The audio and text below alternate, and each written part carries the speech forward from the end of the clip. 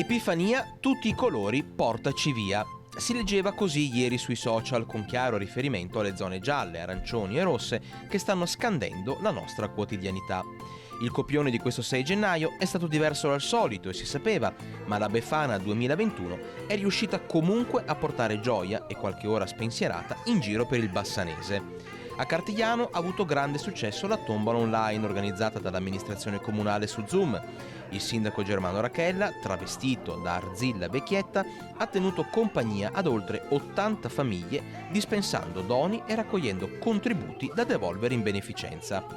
Anche Morena Martini, sindaco di Rossano Veneto, ha vestito i panni di una Befana motorizzata a bordo di un'ape per distribuire dolci, carbone e tanto buon umore.